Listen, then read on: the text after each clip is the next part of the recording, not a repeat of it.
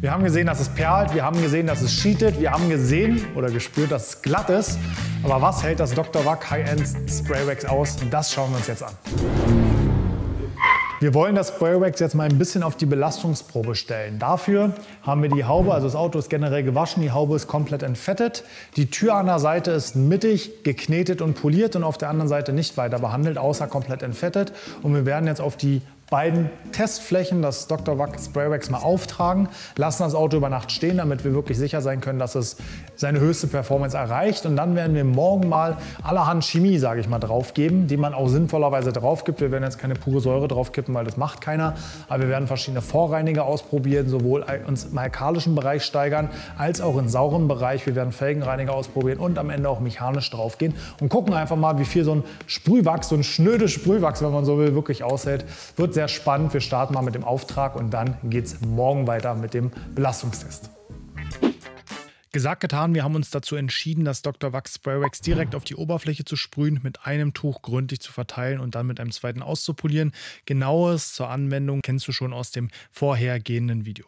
Ich glaube, das ist die direkteste Art und Weise, das Produkt aufzutragen, deswegen haben wir uns bei der Motorhaube dafür entschieden. Bei der Tür eine Seite poliert, eine Seite unpoliert, um mal zu schauen, ob da das Kratzbild einen Unterschied macht. Hier tragen wir das Dr. Wack Spray Wax mit einem Mikrofaserapplikator auf. Wir haben ja im vorherigen Video gesehen, dass das von der Performance keinen Unterschied macht und hier spritze ich dann nicht so kreuz und quer durch die ganze Gegend. Deswegen auch diese Methode hier verwendet. Der nächste Tag ist angebrochen. Wir haben auf jeden Fall dem Dr. Wack genug Zeit gegeben, in Ruhe sich auszuhärten oder was es auch immer tut, auf jeden Fall standfest zu werden. Nochmal kurz zum Versuchsaufbau. Wir haben eine Motorhaube als, sage ich mal, typische Referenzfläche, eine liegende Fläche, wo die Reiniger einfach lange drauf wirken können. Und dann haben wir die Tür genommen, weil die einfach Defekte hatte, haben sie zur Hälfte poliert, haben euch den Defektzustand gezeigt und werden da genau das Gleiche machen. Wir starten jetzt mit verschiedenen Reinigern, die werde ich immer kurz vorher nennen, dann auf den Lack aufsprühen, 2, 3, 4, 5 Minuten wirken lassen, je nach Reiniger, runterspülen, den Lack zwischendurch wieder mit Druckluft trocknen und mich so durcharbeiten. Natürlich ist es kein perfekter Test, weil sagen wir mal, ich komme bis zum 5. Reiniger, hat das Wachs natürlich schon oder das Spray Wax schon mehr mitgemacht, als hätte ich den 5. Reiniger gleich aufgesprüht. Das heißt, es ist, ja, mal gucken, wie weit wir kommen, dann werde ich vielleicht was dazu sagen, aber es ist einfach mal so ein kleiner Versuch, wie weit man bei seiner Autowäsche gehen kann. Ich nehme jetzt hier auch keine verrückten Reiniger, sondern das, was man vielleicht auch benutzt, wenn man ein Auto intensiv wäscht, und dann gucken wir einfach mal, was das Spray Wax aushält. Starten wir durch. Ich habe mich jetzt entschieden, ich decke immer Teilbereiche mit einem Handtuch ab, sodass ich halt wirklich eine direkte Erstbenetzung mit dem Reiniger habe. Reiniger Nummer 1, Sonax Actifoam Energy 1:20 pH-neutral. Kann man als Snowfoam verwenden. Ich habe es jetzt hier einfach aus der normalen Sprühflasche gesprüht. Ist eine direktere Wirkung, eine sofortigere Wirkung, also wirkt direkt auf dem Lack. Und jeder Reiniger, bis auf die letzten, da sage ich es nochmal an, durfte 3 Minuten wirken. Das haben wir uns jetzt einfach mal entschieden, weil wir verschiedenste Hersteller benutzt haben und das gleichmäßig war. Wir haben die unteren Bereiche, wie man hier sieht, die Hälfte einmal mechanisch belastet nach der 3 Minuten Wirkzeit, um halt auch eine Wäsche zu simulieren, und spülen dann direkt mal ab. Ich glaube, man kann jetzt schon sehen, keinerlei Beeinflussung. Ich vergleiche mal mit der Referenzfläche daneben, wo noch nichts drauf war. Wir haben perfektes Beading, perfektes Sheeting. Also ich glaube, da braucht man nicht drüber reden. Da ist noch gar nichts passiert. Das gleiche nochmal bei der anderen Fläche. Dort ist wirklich ohne Mechanik, einfach nur Vergleich poliert, unpoliert, und auch hier Sheeting, Beading wie am allerersten Tag, keinerlei Beeinträchtigung und auch kein Unterschied zwischen poliert und unpoliert. Lack wieder getrocknet, damit die Oberfläche immer trocken ist, ne, und wir einen direkten Kontakt haben, und dann noch einmal kurz den pH-Test gemacht mit dem Produkt, und man sieht hier ganz leicht alkalisch. Weiter geht's in der nächsten Region. Was ist dieses Produkt? Sonax Multistar in 1:30 haben wir ungefähr einen pH-Wert von 9, leicht alkalischer Vorreiniger, aufgesprüht und wirken lassen. Wir sehen, mit wirken lassen ist hier gar nicht so viel, da läuft das alles relativ schnell ab. Auch hier nach 3 Minuten, wir haben immer noch die vorherige Fläche mit belastet, sowohl chemisch als auch mechanisch, um einfach auch einen Aufbau zu sehen der verschiedenen Chemikalien aufeinander, ob da ein Unterschied passiert. Aber hier sowohl bei der doppelt belasteten als auch bei der neu belasteten Fläche mechanisch belastet, alles noch Beading, Sheeting wie am ersten Tag. Hier hat das Dr. Wack Spray Wax noch gar nicht gezuckt. Multistar 1:30, pH 9 ist überhaupt nicht problematisch, kann man jetzt schon an dieser Stelle zur Vorreinigung empfehlen. Das nächste Produkt, einmal Stäbchen rein, sind wir schon ein bisschen mehr, bei 10,5 ungefähr in dem Bereich. Greenstar runter verdünnt in 1:15, so 1:10, 1:15 ungefähr. Wir sind hier beim pH-Wert von 10,5, also schon im deutlich alkalischen Bereich, und benetzen mal hier die komplette Tür schon mal und eben den Bereich der Motorhaube. Wieder 3 Minuten wirken lassen und mechanisch waschen, und dann schauen wir mal, was passiert. Wie Sie sehen, sehen Sie nichts. Zumindest beeindruckt das Spraywax überhaupt nicht von der Chemie. Sowohl die dreifach belastete Fläche als auch die frisch belastete Fläche vom Greenstar. Mechanisch, unmechanisch, poliert, unpoliert. Beading, Sheeting sieht wunderbar aus. Kann man überhaupt nicht sagen. Bislang keinerlei Beeinträchtigung durch unseren Testaufbau. Also bis hierhin muss ich sagen, hat mich echt überrascht. Ich hätte schon gedacht, dass es bis zum Greenstar durchhält, allerdings nicht unbedingt mit mechanischer Belastung. Nach 3 Minuten Wirkzeit bislang noch keinerlei Schwächen erkennbar. Ich würde sagen, wir legen mal einen Gang zu. Gehen jetzt mal in den Bereich Felgenreiniger. Wenn es das überlebt, Greenstar pur. Und wenn das immer noch steht, dann gehen wir mal in den Bereich Säure. Und wenn es dann immer noch steht, gucken wir mal uns einen Teerentferner an. Mal sehen, ob wir so weit kommen. Ich bin selber sehr gespannt. Und weiter geht's, pH-neutral, zumindest fast 5,5. Was könnte das sein? Richtig, Felgenreiniger, du siehst es hier, PS21 High-End-Felgenreiniger. Ein sehr effektiver Felgenreiniger. Ich habe ihn aber nochmal mit einem der strammsten am Markt verglichen, der auch gleich einen Teerentferner behält. Deswegen Testfläche jeweils nur zur Hälfte benetzt. Der andere Reiniger ist der Labokosmetika Sidero. Auch ähnlicher pH-Wert, aber deutlich intensiver, weil eben auch Teerentferner mit drin. Also auch vielleicht leichte Lösemittelbasis, weiß ich nicht so genau, aber entfernt auf jeden Fall auch Teer- und Kalkflecken vom Lack. Deswegen hier ein ganz interessanter Test. Einfach mal dick auf beide Flächen aufgesprüht, 5 Minuten wirken lassen in diesem Fall und dann geht es weiter. So, auch hier die Hälfte der Fläche mechanisch belastet, um zu sehen, ob es einen Unterschied gibt und einmal runtergekerchert. Und wir sehen hier erstmal, die Lachenbildung wird langsamer, nimmt dann aber auch wieder zu. Oder die Lachenbildung, das Sheeting wird langsamer, nimmt aber auch wieder zu. Im Vergleich zur unbelasteten Fläche sieht man aber schon, gerade da, wo ich mechanisch drauf war, haben wir einen Einbruch. Es ist noch da, es ist nicht runter, aber wir haben einen Einbruch. Gucken wir uns das Ganze mal auf der Tür an.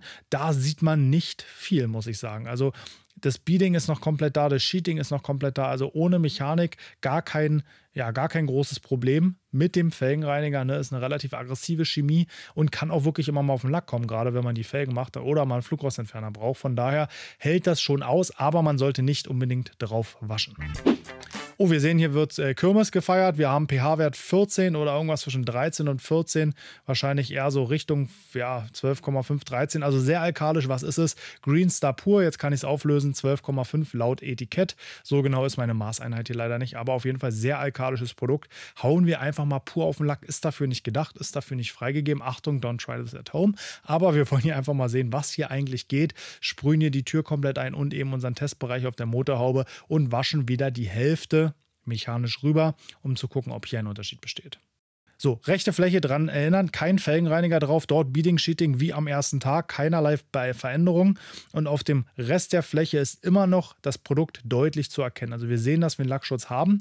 Es ist minimal schwächer, würde ich sagen, oder es ist schwächer als links, aber es ist definitiv noch vorhanden. Also man sieht, da ist schon eine Beeinträchtigung durch den Felgenreiniger passiert, aber es ist schon noch vorhanden. Hier auf der Tür sieht man jetzt, finde ich, einen ersten Unterschied zwischen der unpolierten und der polierten Fläche. Ist schwer zu erkennen auf der Kamera, aber die polierte Fläche hat noch Mühe stärker performt. Ganz wenig, aber immer noch ein bisschen. Weiter geht's. Wir lassen dem Produkt keine Ruhe. Wir sprühen Purifica aus dem Schaumsprüher in 1:15 verdünnten saures Shampoo, was dazu gedacht ist, keramikfrei zu waschen. Wir haben gesehen, pH 4, also schon relativ sauer. Einmal auf unsere Testfläche und dann gucken wir mal, was jetzt passiert. Wieder die Hälfte mechanisch belastet. Immer dran denken, ne? Die Hälfte da unten wurde dauerhaft mechanisch belastet, oben noch gar nicht. Gucken wir mal, ob da sich irgendwas dran ändert. Erstmal sieht es so aus, als würde gar nichts passieren, aber es scheint so, als wäre da nur viel Tensit auf dem Lack, weil als das weicht, nimmt sich oder stellt sich wieder ein Beading und ein Sheeting ein. Aber jetzt wirklich zu erkennen, dass das Spraywax hier schon eingeknickt ist. Ne? Also wir haben keinen kompletten Abfall, wir haben immer noch ein Beading-Sheeting. Für viele Produkte auch noch ein gutes Beading-Sheeting. Aber wenn wir an die extrem runden Perlen vom Anfang denken, definitiv schon ein Unterschied erkennbar. Und jetzt hier zur Erinnerung, links die polierte, rechts die unpolierte Fläche. Gerade im Sheeting schon ein deutlicher Unterschied erkennbar. Beading ist bei beiden noch ähnlich, aber die Performance gerade im Sheeting jetzt ganz deutlich. Links schon deutlich schwächer auf dem unpolierten Bereich als auf dem polierten Bereich. Da haben wir jetzt einen Unterschied. Jetzt wollen wir es wissen.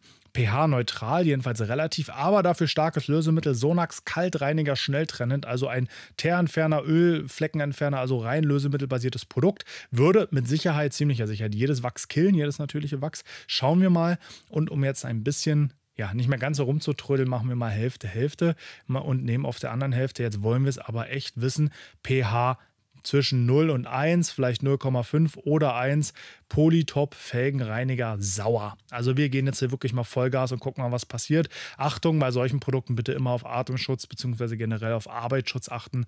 Das sollte nicht eingeatmet werden, pH 0 oder 1, also wirklich sehr, sehr, sehr aggressiv. Gucken wir mal, was hier passiert. Und wir wollen es ja nicht, ne? Wir wollen ja unseren Test auch vorbeibehalten. Ich habe hier übrigens nur 1 Minute wirken lassen. Das war dann mir für meinen Lack, ist übrigens mein Auto, ein bisschen zu riskant, nach 1 Minute mechanisch belastet. Und ich kann es kaum fassen, es ist immer noch ein Beading-Sheeting da. Wir sind weit weg vom Anfang, aber es ist immer noch ein deutliches Beading-Sheeting da. Wie gesagt, das kann man nicht in Abrede stellen. Also es perlt wirklich hier immer noch vom Lack. Nicht mehr in der schönen Form wie vorher, sowohl Beading ist fast weg, ne? Die Tropfen sind sehr flach, Sheeting ist aber auf jeden Fall noch da und auch hier an der Tür zu sehen, auch die polierte Fläche hält wirklich einen Tick besser durch als die unpolierte. Auf der unpolierten haben wir schon ein sehr, sehr, sehr langsames Abfließverhalten. Auf der polierten ist es eigentlich relativ okay.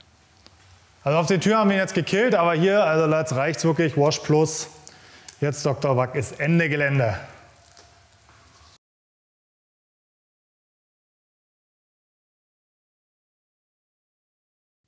Ja, wir haben es geschafft. Das Wash Plus hat es natürlich gekillt. Das war jetzt auch kein echter Test am Ende mehr. Das war zu erwarten. Aber wir wollten es jetzt halt wirklich einmal runterbringen, um auch zu zeigen, dass da jetzt nichts drunter ist, was irgendwie ja, noch perlt. Respekt. Das ist ein Sprühwachs. Ein Sprühwachs, das in 20 Minuten auf dem ganzen Auto verarbeitet wird. Ich glaube, die Unterschiede haben wir gesehen. Wirklich krasse Leistung. Jetzt haben wir es endlich mal gekillt.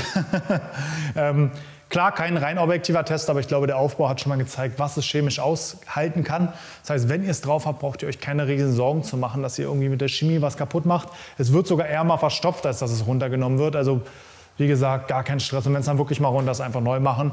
Ich würde wirklich sagen, so ein Spraywax ist mittlerweile echt eine Alternative für viel Pfleger zu einer Keramik, weil diese chemische Resistenz macht eine Keramik nicht zwingend ganz viel besser. Klar, obenrum geht da noch mal ein bisschen mehr. Gerade im Säurebereich wird eine Keramik beständiger sein. Aber das für einen Sprühwachs, riesengroßen Respekt. Produkt kann man in dem Bereich empfehlen. Wie es sich draußen verhält, können wir jetzt nicht testen, wollen wir auch nicht testen. Da sind die Bedingungen viel zu unterschiedlich. Aber chemisch betrachtet sehr, sehr schwer zu töten. Selbst wenn ihr so Schaum aus einer Waschbox nimmt, alkalisch konnten wir dem Zeug fast gar nichts anhaben. Und selbst mit einem Lösemittel, was jedes Wachs tötet, immer noch drauf. Respekt in diesem Sinne, danke fürs Zuschauen, viel Spaß beim Nachmachen. Macht das bitte nicht nach, ansonsten hau rein.